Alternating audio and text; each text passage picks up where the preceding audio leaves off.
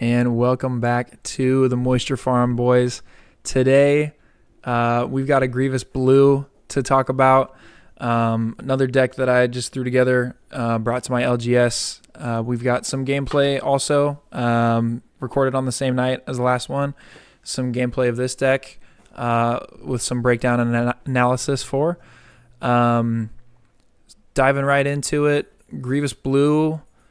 Why blue? I think it's a fun. I don't think this deck is going to be competitive. I'll start by saying that. I think this shell has a chance to be like kind of one of those sneaky store showdown decks. But as far as like creeping its way into like actual meta, not really something that I see happening. But this deck is really fun. Grievous's ability is, we're bringing in droids, keeping damage off of base by giving things Sentinel. We got some removal, some little pieces of restore here and there. I've got some cards in the sideboard too that obviously it's behind the camera, but I'll talk about it. Let's start card by card. Soulless one. I like it's just so fun to play with Grievous. It makes, gives you more options. Lets you trade up with something in space if you need to. At one, it lets you, you can pass on it and play it on turn 2 with another 2-drop play. Like if, we can play a Viper Probe droid, or any of those other 2-drops, and then next phase, depending on what the board state is, maybe bring in Soulless one with another 2-drop. I really like having this card in here. Viper Probe Droid, one of those cards that, one of the few pieces of the earlier sets that kind of synergizes with this. I really like it. Looking at the opponent's hand, I mean, why would you not like that? 3/2 body is also just nice turn 1. So we're bringing him in. Separatist Commando, one of the starter deck pieces for Grievous. This card's really good. It's not anything, super sexy. It's 2/3 raid 2 when Separatist unit. When you have another Separatist unit, it's not super flashy, but it's one of those cards that can put in some work, and can kind of sneak up. All of a sudden you're swinging in for 4 and your opponent, isn't thinking about it. B1 security team is just a body, an inherent Sentinel body. Just one of those things we can do to slow down our opponent. As you can kind of just see at a glance, we're pretty reliant on the top end of our deck to close out games. And so anything that is inherently Sentinel helps us with action economy, so we don't have to play the card and then use Grievous to give it Sentinel. So we like it. Make an opening is just a nice control card. Anything that you can do for minus is cool. And healing 2 from base is cool. This card is super popular to deal with the Lurking TIE Phantoms, and it's just good. The healing is good too. Frozen and Carbonite, I think, is a card I want to take up to 3 copies probably in this deck somehow. I'll talk about adds and subtractions at the end. Frozen Carbonite, I really like it.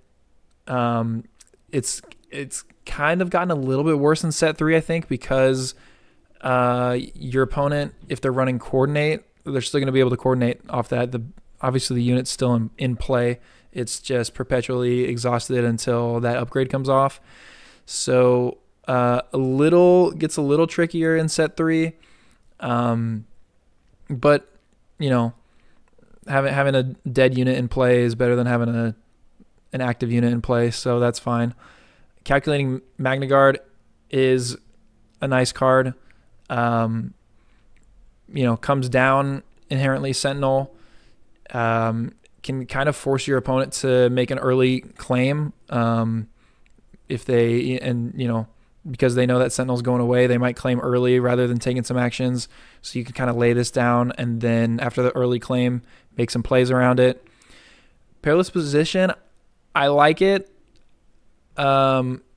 not sure if it's here to stay. It's just another one of those like stalling cards, right? We can play it even if it doesn't kill the unit. It makes it significantly weaker and exhausts it when played. So, a lot of like this and Frozen and Carbonite are just ways to kind of stall out to get us to our late game. Battle Droid Escort is probably one that I don't know. Like that's a card you're really trying to play for exploit decks, which this, even though we have a couple of big exploit plays, I would not consider this an exploit deck. You want to use your units as misdirection and keep your opponent away from base. So exploiting them is not ideally what you're trying to do here. This is a card I could potentially see subbing out, but there's some situations where it helps bring in Malevolence or can greatly reduce the cost of the Droideka security and keep our resources active. So it made its way in for this playtest. Super Battle Droid, kind of a Separatist Commando. There's like it's not super sexy. It's a 4/3 body, no abilities, but being able to give it Sentinel is pretty nice. A group of removal, 4 cards of removal here with Takedown and Fell. I'm not a big believer in Rivals Fall. I see that's kind of a common opinion these days. 6 to take something out is not. I mean, the 6 and 7 resource turns are so important in this game, and I'd rather get units out there. So Takedown and Fell, it's there when we need it. We can kind of just keep it in our hand, play around it. Morgan Elsbeth is kind of cool. I kind of just like the 3/6 body on Morgan Elsbeth, and obviously the Restore 1.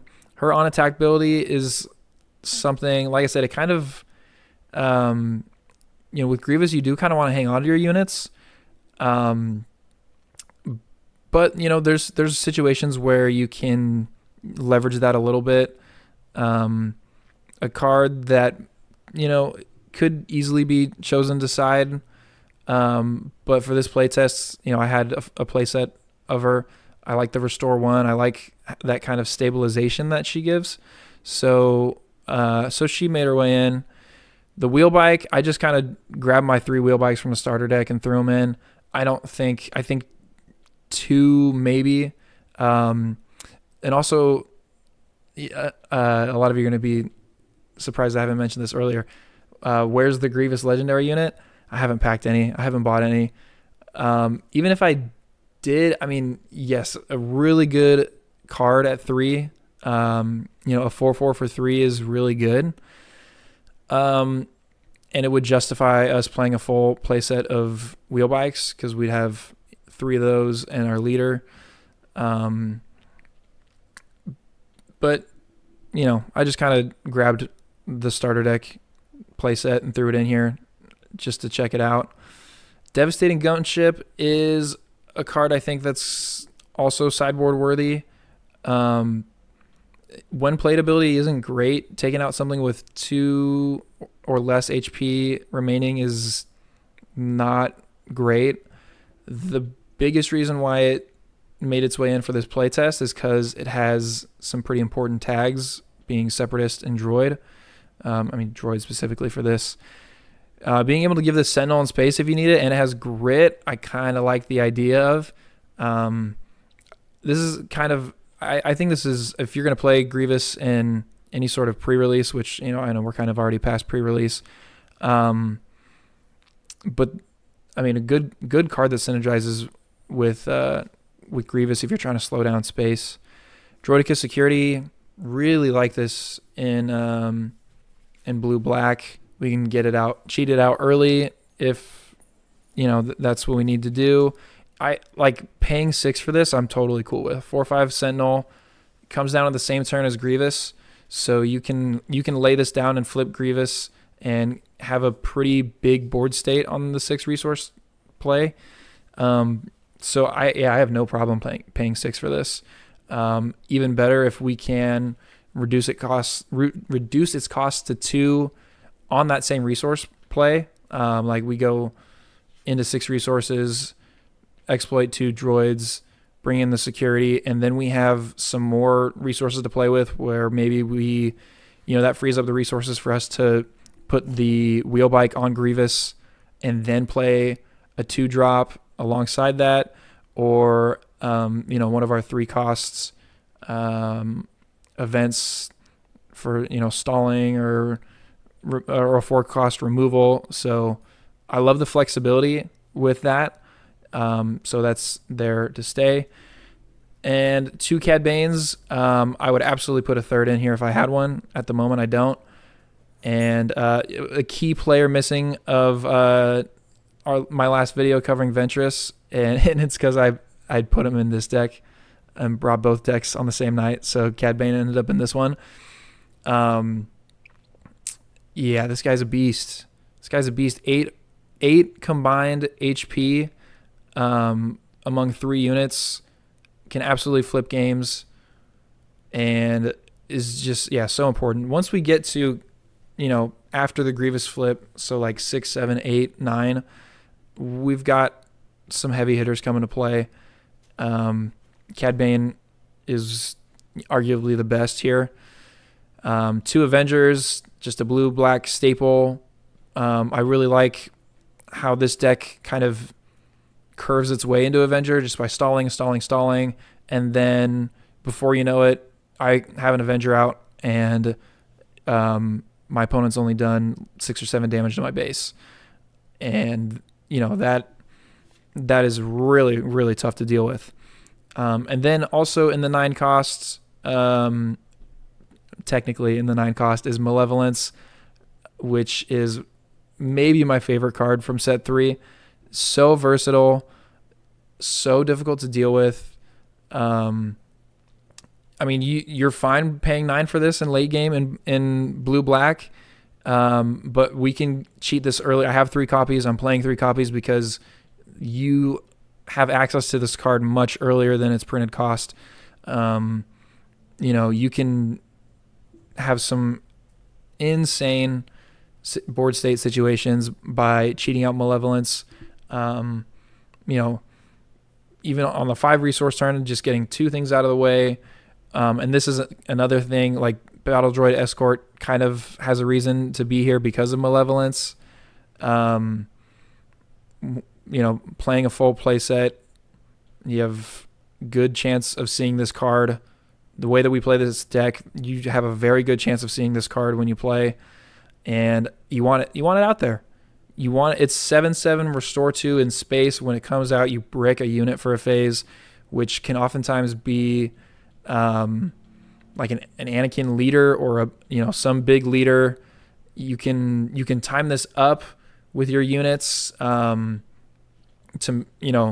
time the exploit up so that maybe you could have played it for 5 on the 5 resource turn, but you're gonna kind of wait, play around it to when an Anakin flips, and then you can drop this and swing something into Anakin, and deal damage to Anakin for without taking anything back. Malevolence is great, and then 1 copy of Christophus just because I have it, and I don't have any super laser blasts, so this is it's 1 copy. I don't know if it ever pulls off, or if I'm into 10 resources, and I've got this in my hand, and maybe I can squeeze out some exploit to get it out earlier. I mean, who knows? I haven't, a little spoiler alert, it doesn't get into my hand in any of these games that we test, but you never know if we need it or not. The sideboard is underneath my camera. It's not like a defined sideboard, just some things I'm considering. In Pursuit for 2 copies of In Pursuit. Exhausting to exhaust for nothing seems okay in this deck. No good for me. No good to me dead. Really good event. Kind of on the fence with that card. Droid deployment. Like I said, we're not really an exploit deck here. on the doorstep is also in there. I mean, that it just seems a little too situational. We only have 2 units that we are leveraging that exploit in. So, those are barely considerations. And then another card that is kind of on the sideboard, but probably not going to make its way in either, is the Client, which is kind of one of those blue-black staples. Massive levels of stabilization with that 5 heal. I just don't think we're running enough removal to justify the Client. I think the Client works best when you can have some targeted removal. Event removal works best with the Client. And ours situation here is more misdirection, kind of soft unit control rather than hard event control. So I don't think the Client really jives here. I'd rather, especially for 3, I think I'd rather just get in a droid body that I can give Sentinel to. And then the Hailfire tank has those nice keywords, has the exploit that I could see maybe making its way in, like an actual legitimate sideboard. We can side in for some control matchups, or maybe even side again against like some hard aggro where you can cheat this out way early and punish some of those go wide strategies and swing in, take out some of the little guys. So those are some cards that I'm considering. Let me know what you guys think.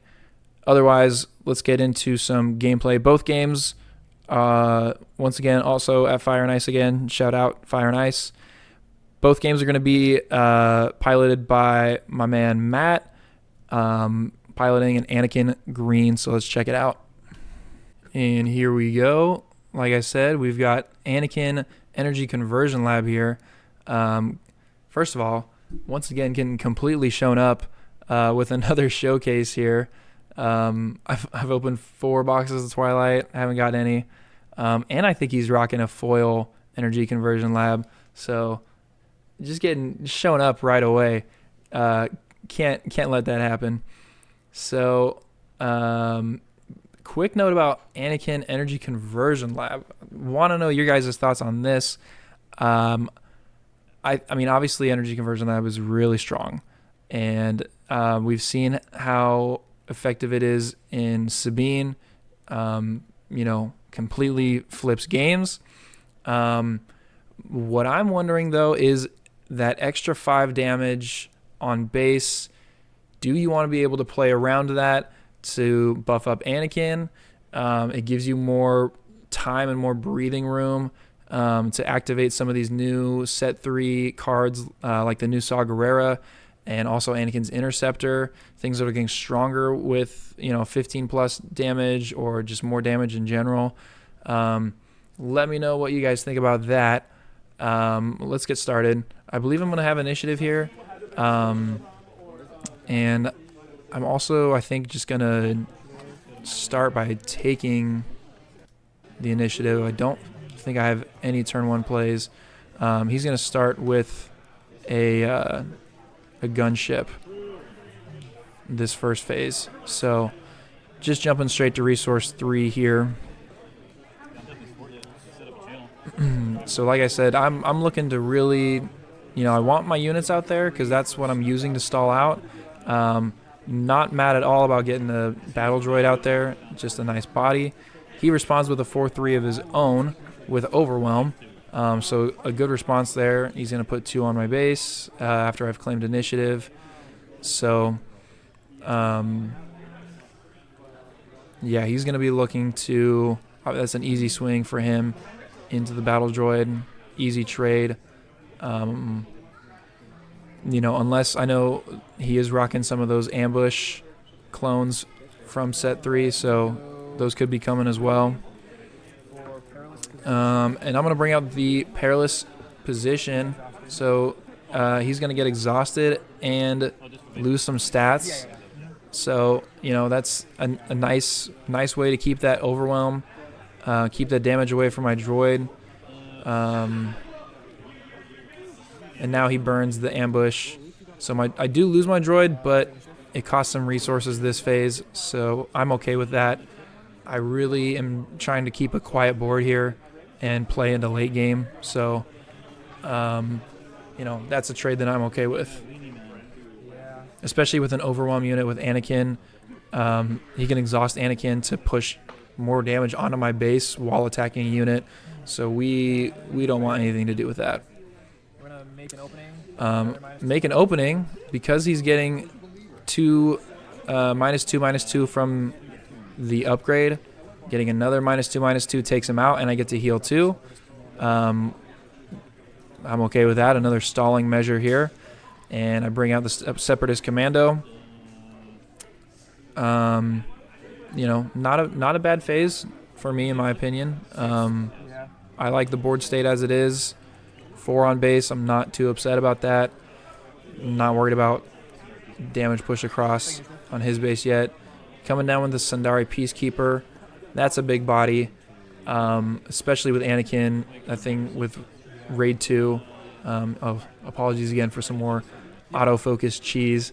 But yeah, Peacekeeper can swing for 5 into a unit with Anakin, so he can swing as a 5/5, and then with the restore, he does have restore, right? Anyways, yeah, that's a beast to deal with. He's Raid 2, Restore 2, right? So it just nets out anyways. So I got the Droideka Security coming down on curve on 6th. Once again, I'm really not mad paying 6 for that card. Especially we're both playing 6-drop leaders. So he's going to swing the Peacekeeper into Droideka and live. So really good play for him. Definitely makes my Droideka look bad in that situation. I kind of got a little greedy trying to play the Droideka to buff the Commando when, I could have baited him into attacking with the Peacekeeper beforehand, which would have let the Droideka live to see Anakin hit the ground and make Anakin deal with him. But, we roll with these punches. We keep going. Here comes Energy Conversion Lab for Zeb. That card is nasty with Energy Conversion Lab. He's pushing damage across multiple places, and he still hasn't flipped Anakin. So, tough spot for me. And, we want to... The board's looking a little too heavy, in my opinion. So, making a nice trade to get the Peacekeeper out. Only taking 1 because it's on raid. So he's only going to deal 1 back to Grievous. Can keep Grievous alive with 3. Minimize that board a little bit. And, throughout all of this before Anakin's flipped, I've only got 6 damage on my base. I'm pretty okay with that. Very much okay with that. Especially if I have the right pieces in my hand for late game. So he's going to flip his Anakin to go into Grievous, empty my board. Not a bad move for him. And now we're going into Resource 7, which is a pretty special turn for us, as you might be able to tell there what's in the front of my hand.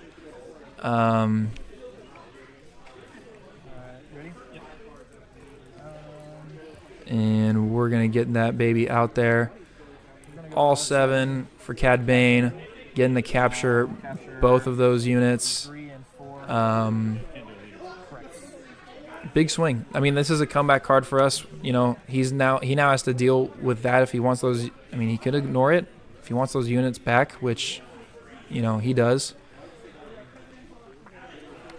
Also, just being able to swing 7 with Cad Bane is a threat in and of itself. He's going to bring in the 5/4 space unit, which is good. He's now going wide in both arenas, which, as I mentioned in the last video, I think that's really important. He's going to get that coordinated ambush clone out, and then use Anakin to deal the rest of Cad Bane. bring his units back. If I can force an Anakin pilot to sacrifice it into my Cad Bane, we have done very well for ourselves. This is a situation, even with an empty board, obviously he's got some big guys out there that I've got to pay attention, and I haven't done anything to his base. Definitely things I'm paying attention to. But not having Anakin push any damage on base is nice. I mean, that's a goal. You know, if you told me before this game started that I'd be doing that, I'd be all right. So Battle Droid Escort here, pretty weak play this late into the game. Obviously, there's only one reason why I'm going to do something like that, which is to set up an exploit. He chooses to attack space. He very easily could have attacked ground and wiped both of those droids. I still would have got one back with Battle Droid Escort.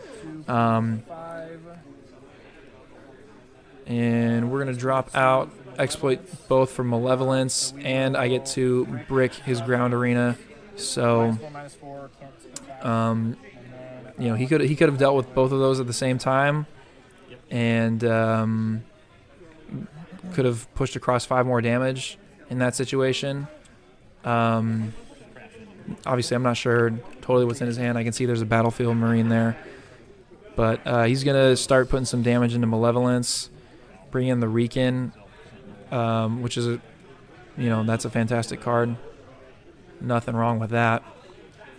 And I believe I have taken initiative already, so he's putting down a grenade strike, putting more damage into Malevolence onto my board.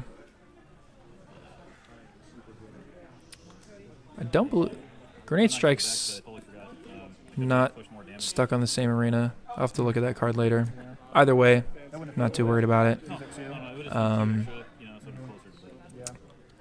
We're going to resource here. So now we are on resource 9. Another special resource for us. I definitely want to get in and attack with Malevolence before he takes it out with that space unit. And, Malevolence, that's such a big swing. It brings us down to 9, bring him up to 7, and now we're right back in this thing. And having Anakin unable to come back is huge. Having him off the board is huge. And Energy Conversion Lab is already spent also. So he's got to, build it up just out of the cards in his hand. We'll see how he responds here. I believe I'm sitting on a pretty big play here. Yep, he decides to take out Malevolence. Doesn't want to mess around with it any longer. And then I drop the Avenger. Yep. Definitely something where, if he knew my deck a little bit better, probably would have prepared. I obviously just claim initiative after that. Once Malevolence is exhausted, I probably would have taken an action somewhere else because, those 2 units in ground, you no longer have to worry about Malevolence for the phase.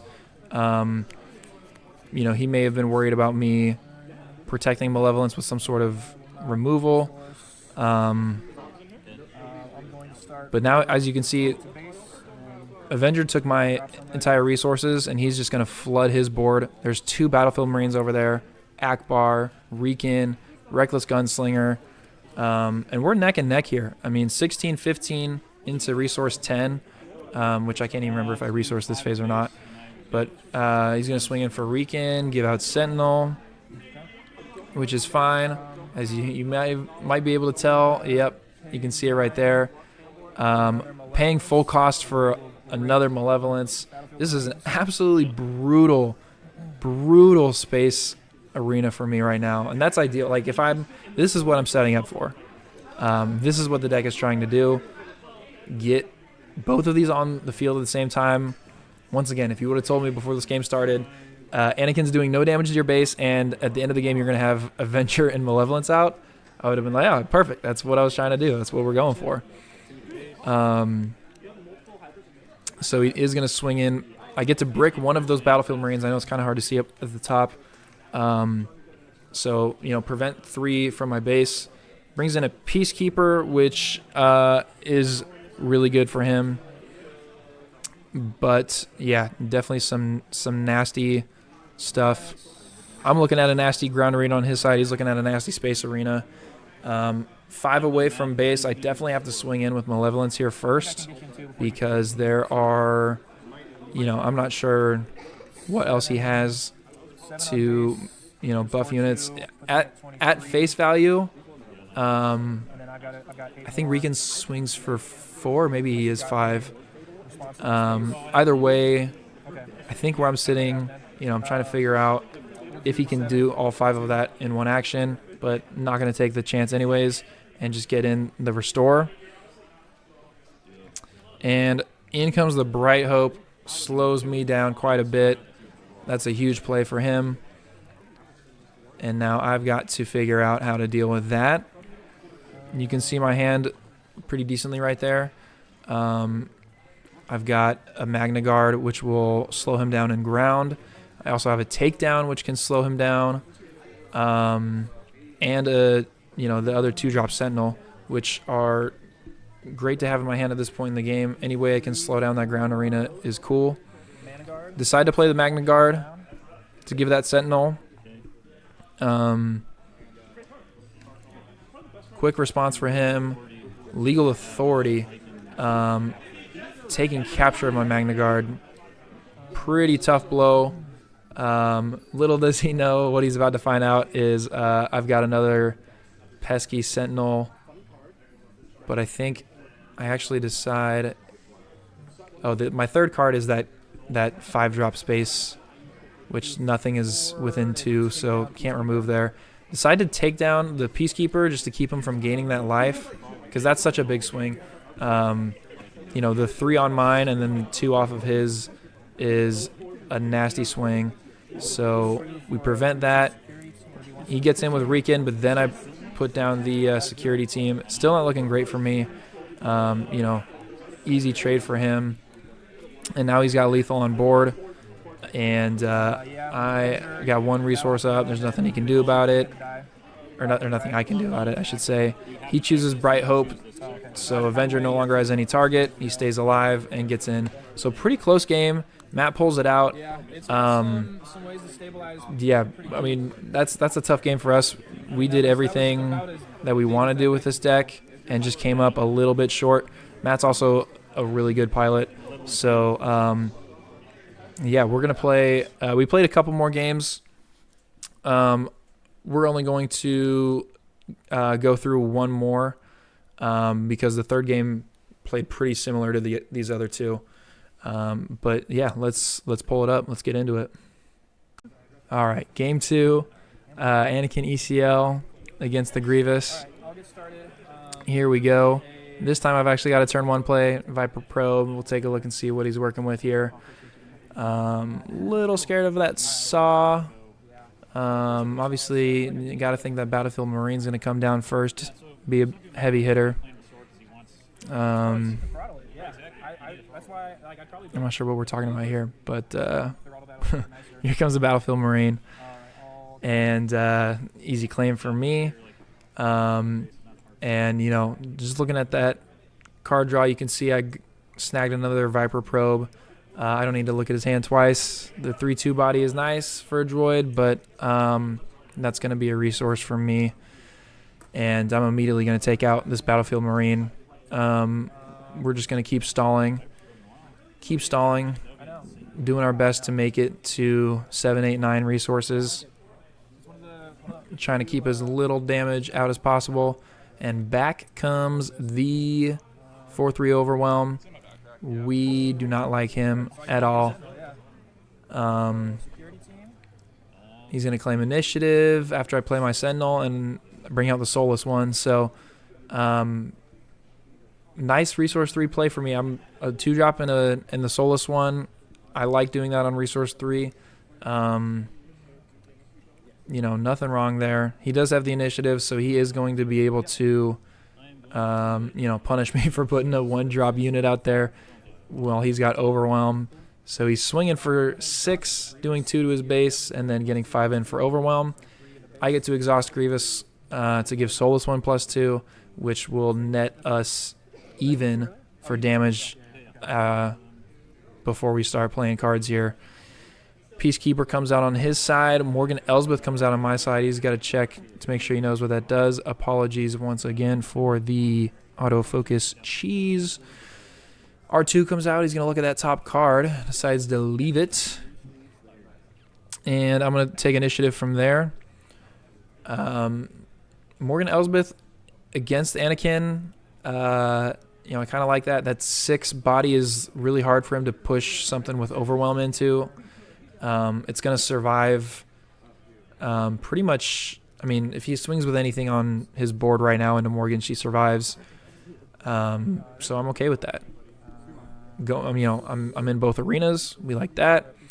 Freezing the Peacekeeper and Carbonite. I feel pretty good about that. No raid, no restore. Feeling pretty good about that. And the Bright Hope comes down. He's just going to bring the Peacekeeper back into his hand. Good play for him. Shuts me down in space. I'm going to go 3 into base, restore 1. And with her ability, I'm just going to I'm going to defeat the Soulless one to draw a card. Rather than just like swinging that card and dealing 3 into Bright Hope, I'll just take him out and get the card draw instead. Other than being a Sentinel, Soulless one or Bright Hope is just just hitting me for 2 if he does swing with it. So not super worried about it. He's gonna throw some damage out between our 2 ground units, both sitting at 3. As we go into the next phase, which I believe is 6, right? Let's do some counting here. Just looking through my hand. I think we're on 6. 2, 3, 4, 5, 6. Yeah. Going into 6 here, and I've got initiative, which I feel pretty good about. And, R2 is going to only hit Morgan for 1 if I swing in, so that's what I'm going to do here. Keeps Morgan alive. I get to restore 1. Obviously, the Huron attack fizzles with nothing for me to choose from. He's going to just kind of stall action here, going for 2, making me play a card, which is going to be a Super Battle Droid. 4/3, and he's thinking I'm inevitably going to be targeting it for a Sentinel before I flip Grievous. You can kind of see what Matt's rocking in his hand. He's got a couple different things he can do here. You can probably can't tell from here, but that card that he's holding just barely off screen is a timely intervention into the 5/4 Overwhelm Super Battle Droid. So just one-ups me, does one better. That thing does have Overwhelm, as he's going to explain to me here. So, we're going to put a couple onto our base from that. And it survives as a Sentinel, which looks really good for him. Thinking about deploying Grievous, but definitely want to take the action to make sure I give that thing Sentinel, because I know that Anakin Skywalker is flipping on this phase, and want to force him to deal with that. So I flip Grievous, and Matt's going to take initiative here just because he knows he only has to deal with that Sentinel for the phase. So rather than putting that damage on Anakin, he's just going to early claim here rather than swing in with Anakin. Which is great for me. I don't mind that at all. I've still got 4 resources to play with. I get to use 2 of them to put the wheel bike on, or excuse me, I only had 3 up, but I used 2 of them to put the wheel bike on Grievous. I don't think I get a chance to use that other 1 resource, but I get to swing in, get some Overwhelm into base. And I've got, effectively a 7/6 remaining in my leader with Overwhelm. And I've got my droid right there. He'll lose the Sentinel, but that's okay. Matt has initiative.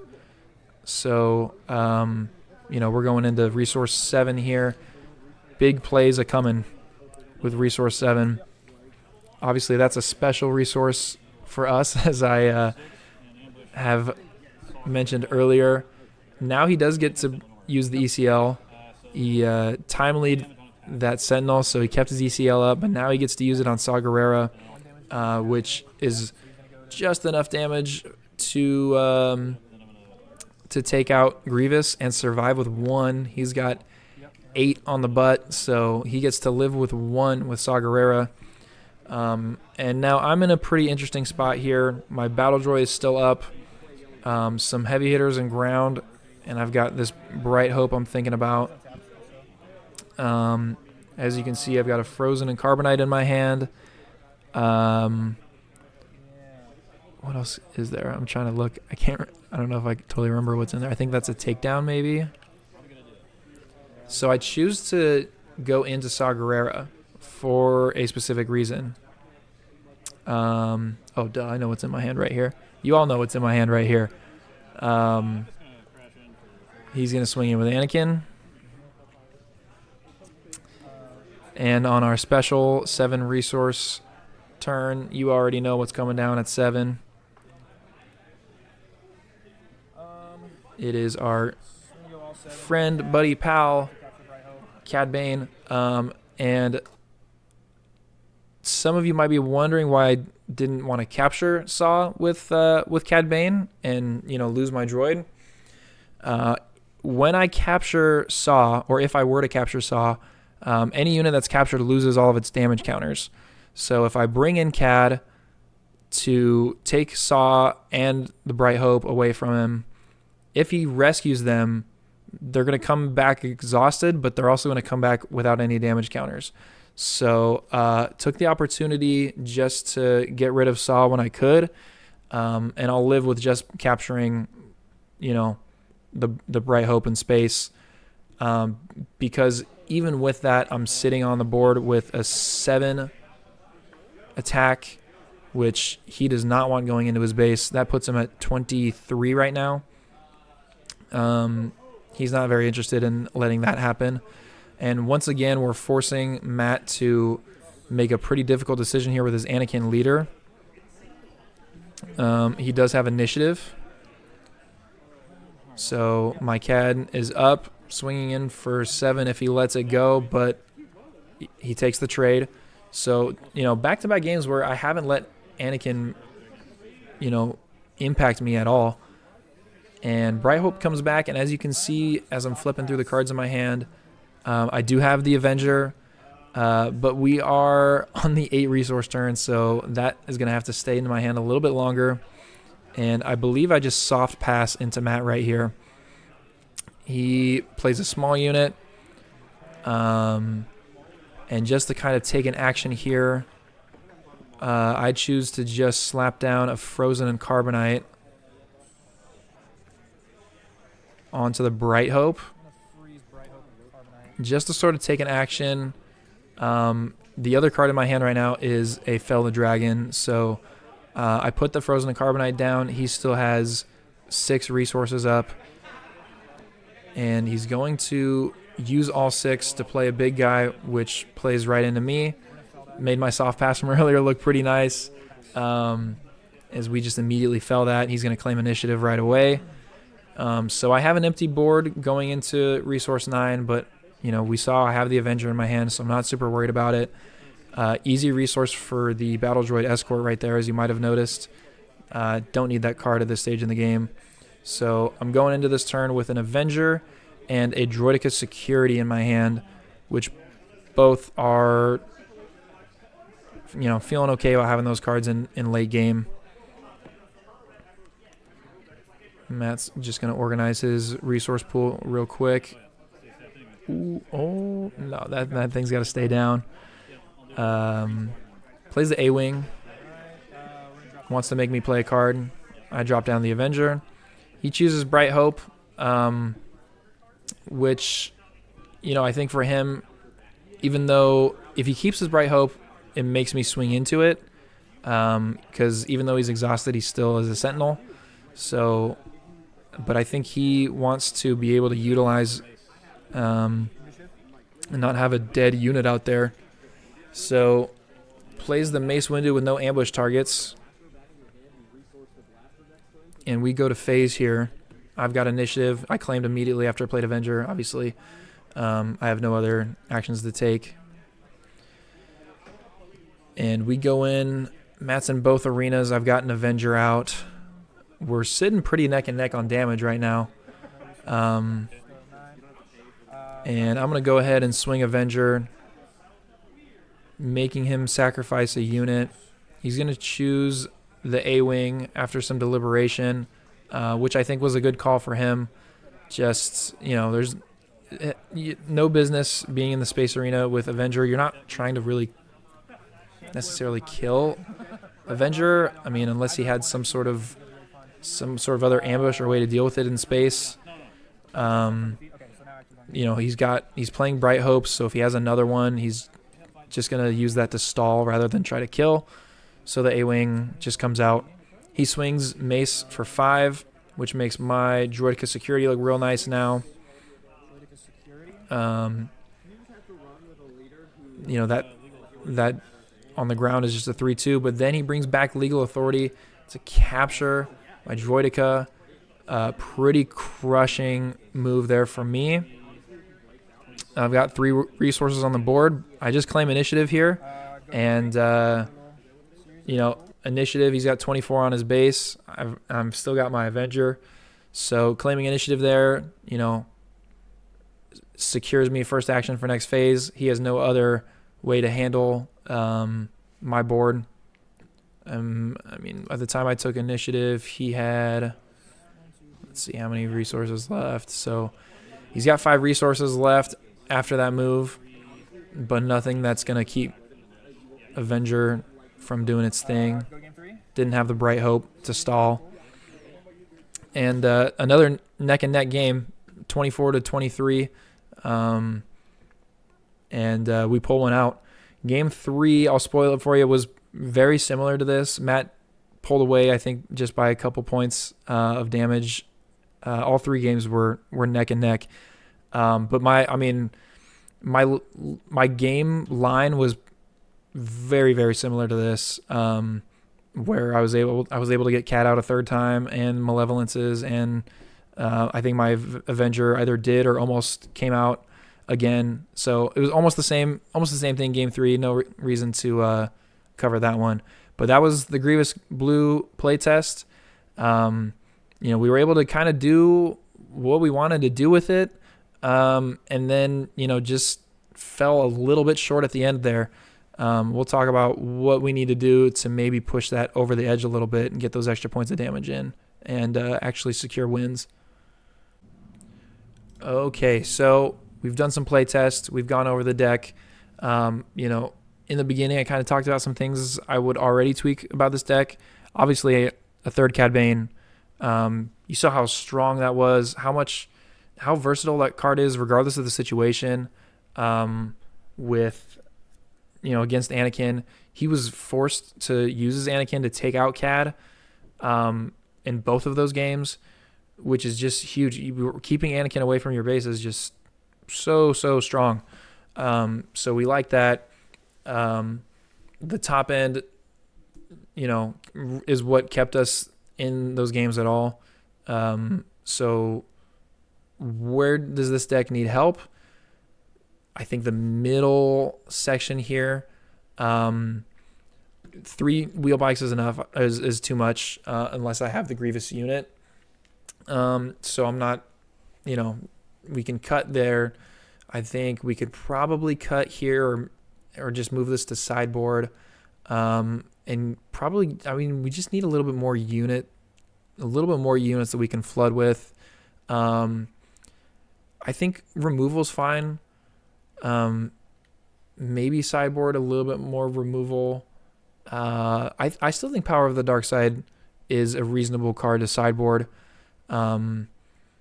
Maybe not in this deck because we're playing more like a soft control rather than like hard event control, and so units in the soft control, like more of their units are staying alive, which for each one makes Power of the Dark Side a lot weaker. The gunship, I think, is probably an easy sub. But let's flip over. I'm just looking at the card database. I know I'm covering up a lot of it, but I'm just in the. I'll just go real quick in the, the yellow, blue, black shell to see what's available to us. A Dooku unit. That's a unit and removal. I don't believe I have any copies of Dooku. I mean, I definitely don't have that copy, but that is definitely another way to make our top end stronger. I think CAD. I'd rather be playing CAD for 7 than Dooku, obviously. Nonetheless, shielded removal, 5/4.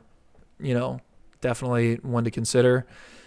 The Grievous unit, just for its body, it doesn't have, obviously he doesn't have the droid tag, so it's kind of a tough sell for me to keep him or include him in that deck, even with the strength of a 4/4 body.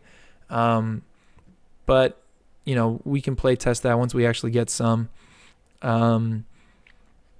Nothing else here that's like really jumping out at me. Mundi for 5 is, I mean, like I said, you're missing that, the droid tag synergy, but just a big body at 5. I think we were able to hypothetically set up coordinate. I think we were able to do it a couple times. We definitely had, multiple situations around mid game even where we had two and 3 units, kind of hovering around 2 and 3 units quite a bit. So might be something to think about. I do also kind of like the idea of bringing in the tactical droid commander for 5. If you play it on curve, still okay. If you cheat it out for super early, it becomes really effective when we start playing cheaper units with it as well. Sand Hill, I think, is also kind of a nice way to bridge the mid game a little bit. Now that we've lost our Boba, there's not a whole lot of ways we can cheat resources. And we do have, we have cheap units.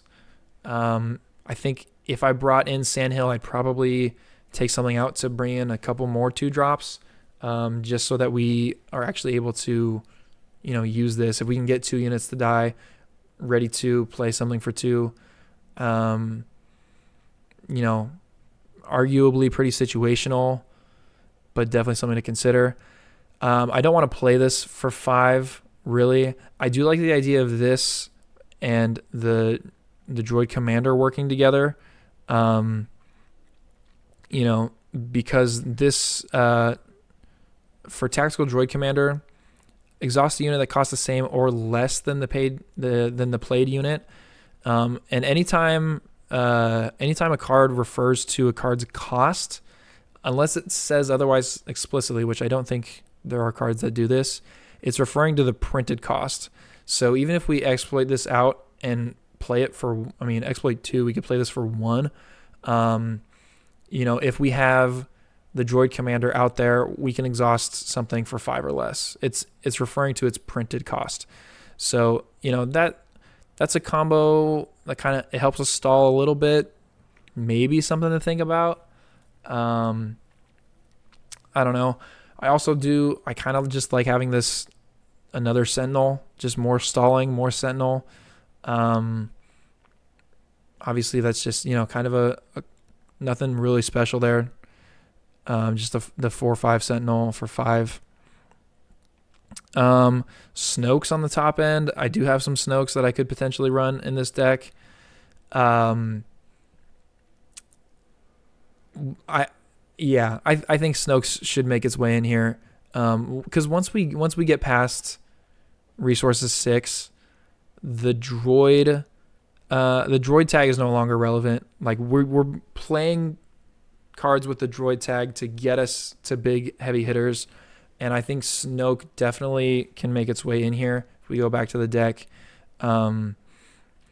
Like shave the Christophsis, and then shave a wheel bike, make room for 2 Snokes. I would do that immediately, or shave one of these guys. I think there's a very good chance I bring a Snoke into that deck if I keep that deck and adjust it. These guys are kind of the king of mid game in yellow black, Forlom Zuckuss. But I don't think it really fits into what we're trying to do here. Lurking Tie, I almost just want to sideboard just because of how much I love this card and how good this card is. But, there's not a ton of synergy with what we're trying to do here. Yeah, this is all kind of set one stuff.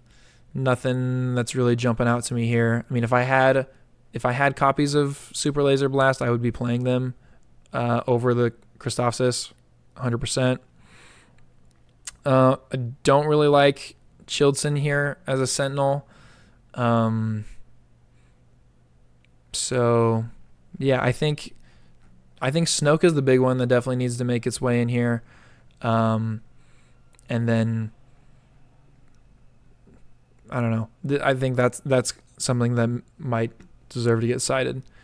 But once again, let me know what you guys think I'm missing in this. I do think where I'm missing it is around the mid game, but let me know what your guys' thoughts are. Yeah, we'll see you for the next one.